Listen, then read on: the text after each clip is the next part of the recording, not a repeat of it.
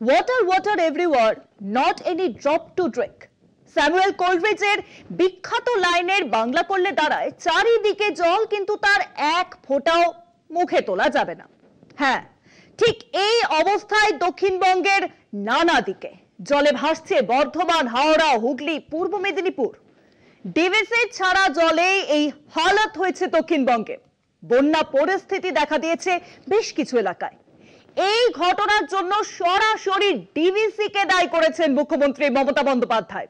মুখ্যমন্ত্রী বলেছেন, রাজ্যের কথাকে গুরুত্বই দিতে চাইছে না ডিভিসি, ইচ্ছে মতো জল ছাড়ছে।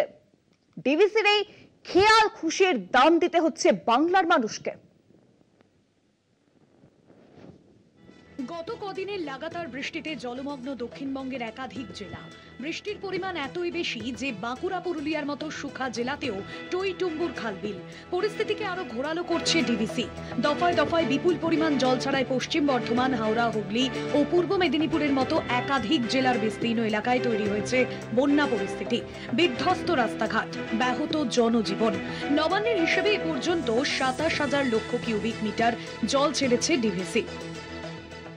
18ই জুন থেকে খুব দুঃখের সঙ্গে বলছি, এবং দুর্ভাগ্য হলেও সত্য, একদিকে বৃষ্টি হয়েছে, অন্যদিকে প্রায় 27,000 লক্ষ, ভালো করে সংখ্যাটা শুনুন কত জল ছেড়েছে, 27,000 লক্ষ কিউবিক মিটার।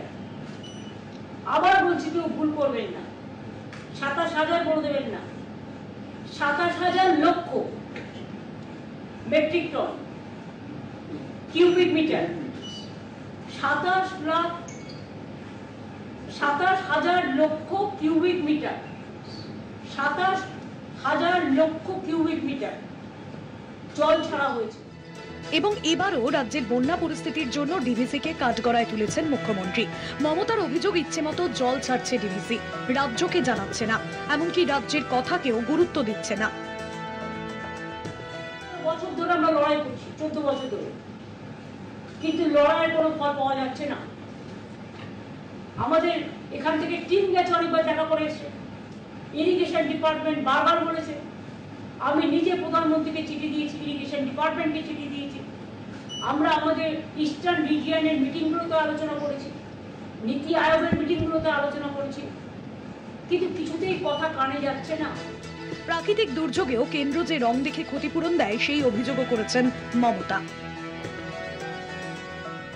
আসাম বন্যার ত্রাণের টাকা পায়, বাংলা পায় না। বাংলা শুধু জল ছেড়ে দিয়ে, বন্যা করে দিয়ে খালাস,